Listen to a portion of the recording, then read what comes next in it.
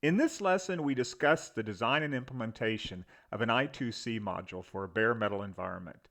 At the end, I do a demo using a low-cost logic analyzer to see the signals on the wire. Now, this is for a particular STM32 MCU, so of course some of this lesson is specific to that MCU. But I try to keep things more generic, so hopefully it is useful for anyone working with I2C. And I should point out that even STM32 MCUs have several types of I2C hardware. So the driver module I implemented for this course would not work in all STM32 MCUs. There's a lot of material, so it's broken up into two videos. The first video is requirements and design, and the second one is implementation, which is mainly code, and the demo. So for this first part, we start by listing the requirements for a minimum viable product from my point of view, where in this case the product is the driver module. Then I go through some design tasks. Some of the things I will spend time on are some initial design decisions. Some of these actually extend a little bit into implementation. The API and the state machine. For both of the videos, I end with some prompts or questions for you to try to answer. For each prompt, I will give you a second to pause the video if you want, and then give you my take on the prompt. Now, just for reference, here are the topics in the second video. I won't go through them now. So here is a list of what I consider the minimum viable product requirements.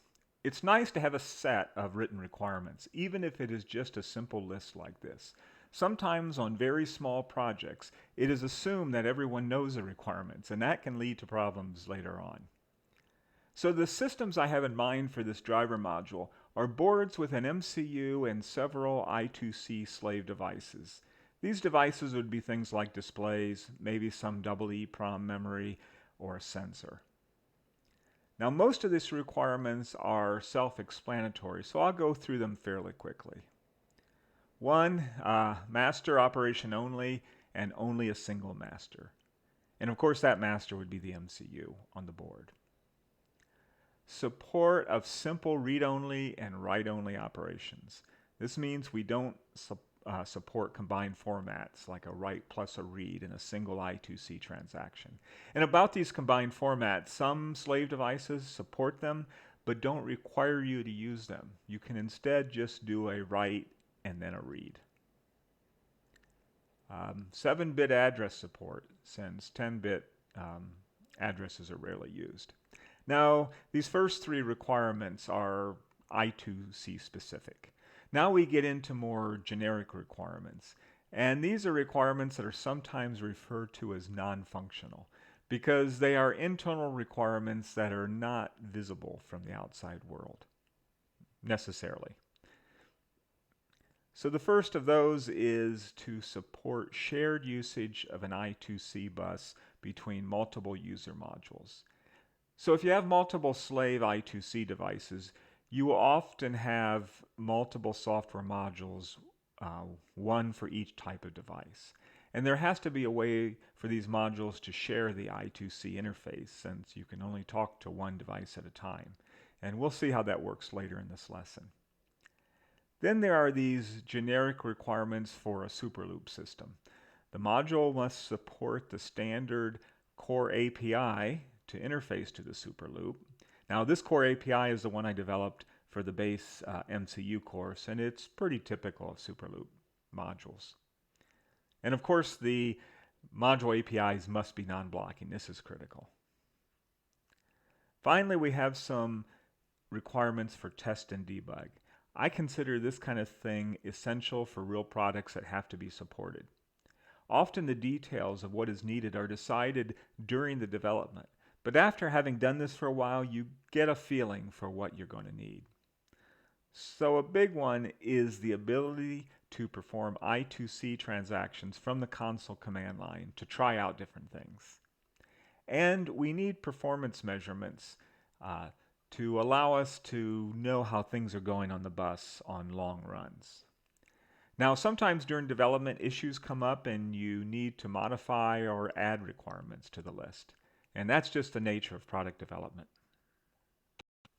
On this slide, I list some of the major design tasks from my point of view. Probably everyone has a different way of doing things, but this is how I think about it. And these are not exactly steps that are executed in order. It is iterative. And so you tend to move back and forth as you make progress and learn more. So let's go through these. First, you need a basic understanding of the theory of operation. This should go without saying. Now, you don't have to be an expert to start, and I think I actually learn a lot about the theory of operation when I code a driver. Next is reading the documentation for the peripheral, either in the data sheet or the reference manual. Again, this is pretty obvious. The thing is, you tend to look at it over and over again. The first time through, there's probably a lot of stuff you don't understand, but hopefully enough to get a start. As you make progress, you go back and reread things, and hopefully it makes a little more sense. I generally don't stop looking at the reference manual until I'm done with the driver. And there still might be a few things that I don't completely understand. Of course, another task is high-level design decisions, like what the API is going to look like, whether or not to use DMA, and so on. We will look at these design decisions for this driver shortly. Often people don't write these decisions down, they just keep them in their heads. But it is good documentation, especially if you explain why you made the decision you did. Then, of course, there is the actual design and coding. This is things like coming up with a state machine, thinking about any timers you might need, and then the coding. And I think a lot of people, I redo and refine the code again and again. Sometimes I'll even add or remove states from a state machine as I learn more about the problem. And then finally, there is iterative testing. And of course, the idea is to get code that you can test as early as possible. So for I2C, you might want to try to get the code to generate the start condition and try to use that and see if you can see the start condition with a logic analyzer. Another thing I tend to want to get early is interrupts. I want it because interrupts are often at the core of these drivers. So the earlier you get interrupts occurring, the farther ahead you are. So I made this process sound organized here, but in reality, I'm always jumping all over the place. So one last resource I can't leave out, and that is other implementations. For this driver, I was able to look at the Hell driver from time to time. I also looked at the Linux driver. There happens to be a Linux driver for this exact I2C peripheral, and comparing it to the Hell driver. I'll explain why I did that. It was sort of a special situation. So when you look at other drivers, especially things like Linux drivers, you do have the problem of separating the stuff that is sort of Linux boilerplate and overhead and finding the core of the algorithms, which is what you really want to see. On this slide, I list some high-level design and implementation decisions. Ideally, you make these decisions up front, but in reality, it is iterative. So let's go through them. The driver will have a register-based design, but will use the STM32 low-level, or LL, library to read and modify registers. So here's why I use LL. LL has done the menial grunt work for reading and writing registers, register bits, and register bit fields. Writing your own code to access the raw registers is something useful to do a few times when first learning about embedded, but I would never do that for the long term if you have an alternative like LL. So what this means, if you want to modify a register bit or bit field, you find the LL API to do that. Normally, it's just a one-line function or macro. You might want to look at the code for a few of these just to see how they work. So the question comes up, what if you have to port this code to a non-STM32 part that uses exactly the same I2C peripheral? My answer to that is simple. If and when you have to do that, and often that is never, then you create some system of wrappers. It doesn't have to be that eloquent. It will be isolated within a .c file. Next, we will use interrupt-based data transfer, at least to start. DMA support could be added at a later time if we need the performance. And what you will learn from doing an interrupt-based driver will be very helpful if you move to DMA. There will not be much wasted work.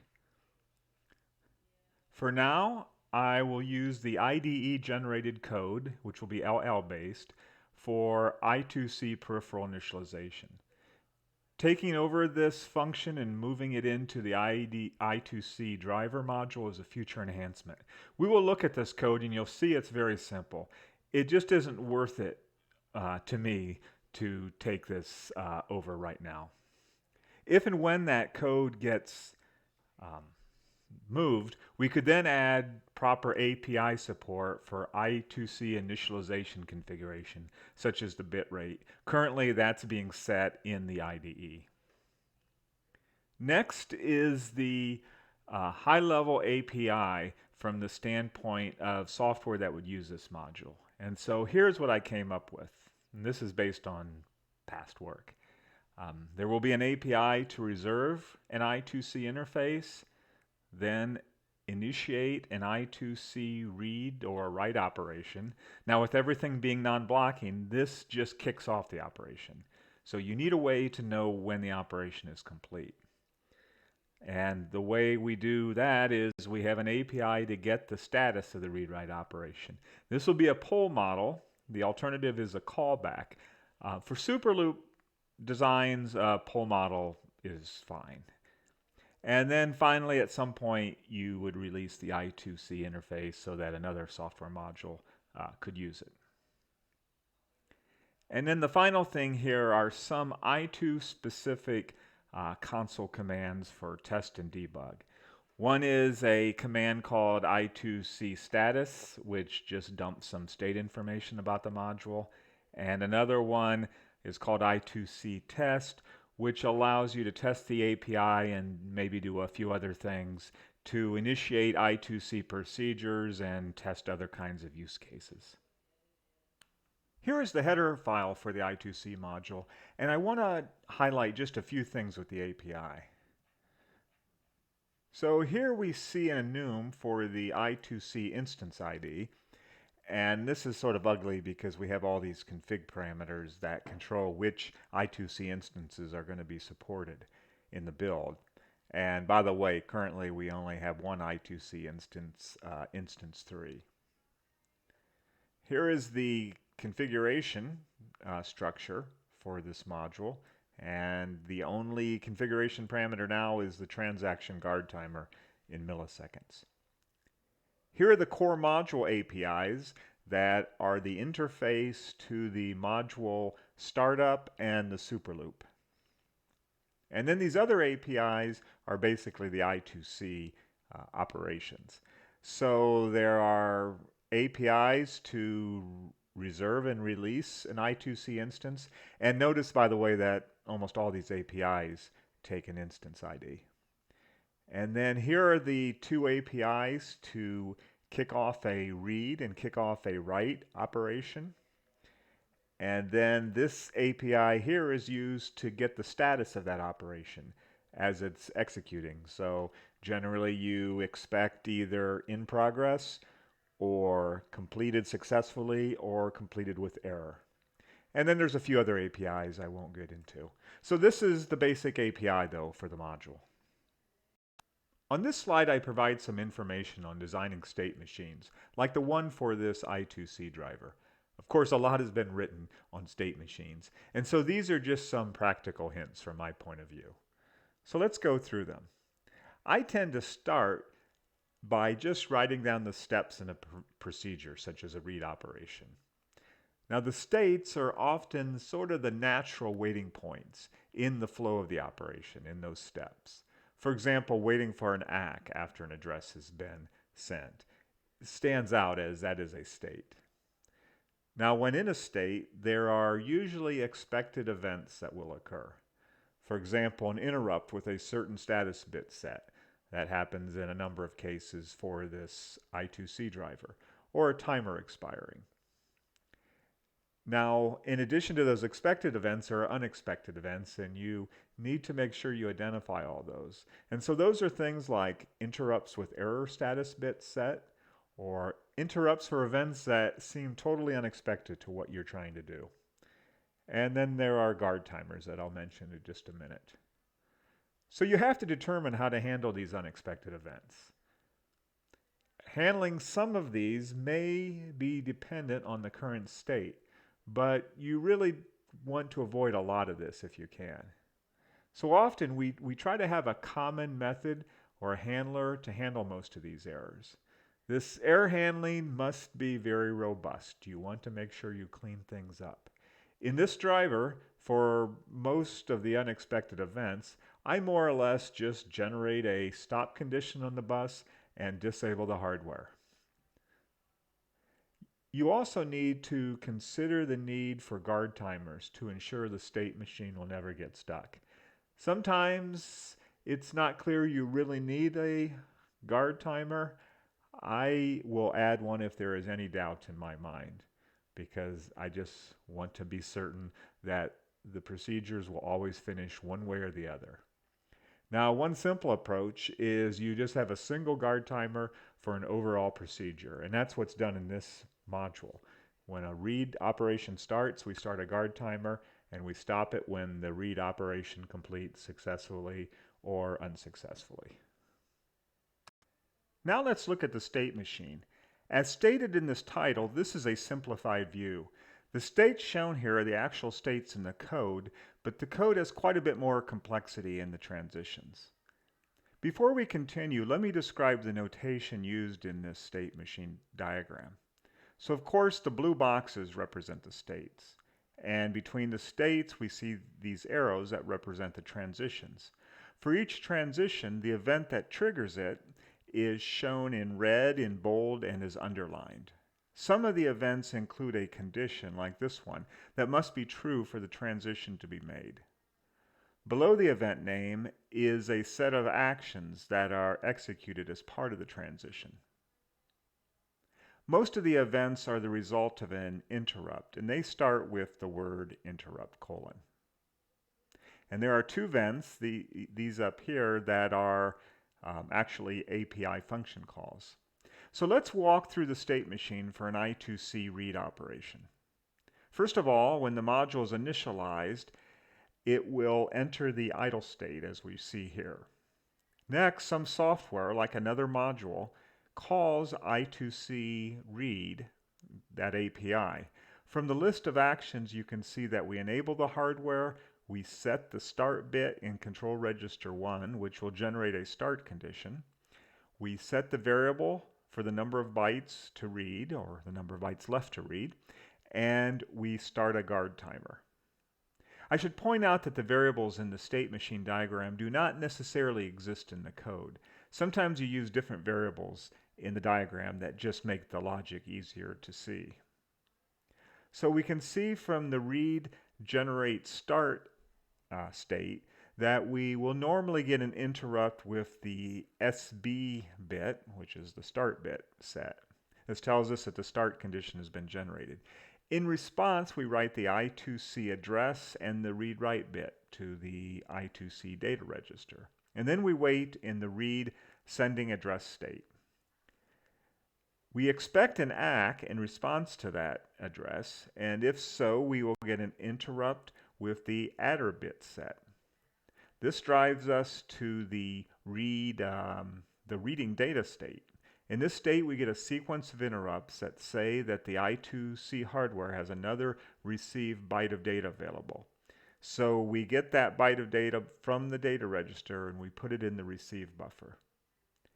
When we get near the end of bytes to read, see here where we compare it to 1, we have to clear the ACK bit in control register 1 and set the stop bit. This will cause the last byte to be nacked and then the stop condition to be generated. So when we have read all of the bytes except one right here, we read that last byte from the data register, we cancel the guard timer, we disable the hardware, and we go back to idle. We're done. Now the process for a write operation is very much the same, so I won't go through it. You also notice this transition down here, which is from any non-idle state. It handles all of the unexpected interrupts, either error bits or just in general unexpected events. And it also handles the guard timer expiring. And it's pretty simple. We first set the stop bit in control register 1 to generate a stop condition. Then we cancel the guard timer, we disable hardware, and we go back to idle. So that's it for the state machine. I wanted to bring up one issue I ran into with this module. I call it special instructions. I found that for this MCU and some others, the reference manual contains what I call special instructions for handling very short reads and the last few bytes of a read transaction. And here's where you would find it in the reference manual. Now, this information isn't important to you really, but it is an example of why you need to read the reference manual very carefully. I didn't notice these special instructions at first.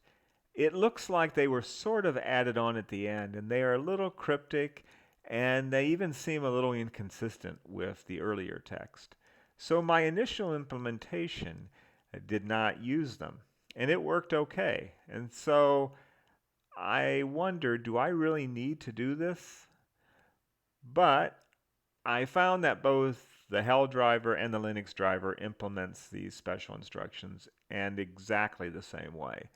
So I did that also. Even though my implementation worked fine without them, I thought maybe they are needed for some rare cases. Here are the prompts for this video lesson. I'll pause here for a couple seconds in case you want to pause the video and look at them as a group. On the next set of slides, I'll go through the prompts one by one and reveal my take. What might the API look like to support the combined format of write plus read? Describe approaches to enhancing the state machine to support this combined format. Well, here's my take. For the API, all I did was say we have a write, an API to do a write, an API to do a read. Here's an API to do a write and a read. And the signature is pretty much the same, with the difference being we have two buffers and two message lengths instead of one. Otherwise, it's pretty much the same. So regarding the state machine, there are two options I thought of. And in general, I would say when you're enhancing a state machine, you very often have these two options. So the first option is let's create a new set of states for write plus read. So we have read states, we have write states, and then we would have write read states. And these states would pretty much be independent of those existing ones. Another option is to say, why do we need to create all these new states? We already know how to do reads and writes. So in this case, you would add a flag or two to the state data structure to indicate that a write plus read was in progress, and you would reuse the existing read and write states. So the way that would work is, first you would do the write part of the procedure using the write states. But at the end of the write, instead of generating the stop condition like you do now, you would say, oh, we're doing a write plus read. So you would jump in to start doing the read procedure using the read states. And when the read states, the procedure would finish normally. Now, looking at this, if I had to implement it, I would say I like option 2 because it's probably less code repetition. The only danger to option 2 in general, maybe not in this case, but in general, is that when enhancing state machines, often people are reluctant to add new states, and they start adding flags. And sometimes you have a lot of these flags. And what can happen in that case is the states in the state machine become less clear what they really mean because you have all this other information, stored as flags in a data structure. And at that point, it becomes much more difficult to, or it can become much more difficult to really understand the state machine. What might the API look like if callback notification was used to indicate the end of a read or a write operation? Would new states be required? How would implementation of callback notification for a reservation request be more complicated? Well, here's my take. First of all, we got callback functions. When I work with callback functions, I always use a type def for the callback function. And that's because function pointers in C are a little bit cryptic, I find, and so the type def sort of makes that clean. You do the type def once, and then thereafter you just use that type def. So here we're declaring a type called I2C CB for callback function. And this function takes a uint, some user data, which can be whatever the user wants it to be, and it returns void. And I have a comment that we might also include the I2C instance as a parameter. The general idea behind this user data is maybe this callback function is being used for different scenarios. So when the callback function is made, the user makes use of this data to know what's going on. So then the effect of that on the API in my very simple-minded way is the I2C write function. I've added the user passes their callback function in here, and then they pass in whatever they want the user data to be. And the same thing for the read. Now, as far as I know, this wouldn't require any new states. It's pretty straightforward. And the question about callbacks for reservation request, why is that more complicated? I think it is, and this is sort of from an implementation viewpoint. It would be more complicated because you can have multiple users trying to reserve an I2C bus. For reads and writes, my assumption is only the user holding the reservation can make a request. So the module only has to deal with one callback function at a time. Whereas for reservations, you might have 5 users trying to get that reservation. So it's a matter of how do you store those callback functions, and it's that kind of thing. This concludes the requirements and design portion of the I2C Driver Module. I hope it was useful for you. The next video lesson goes into the code implementation of the module and has a demo using a low-cost logic analyzer. Thanks for watching.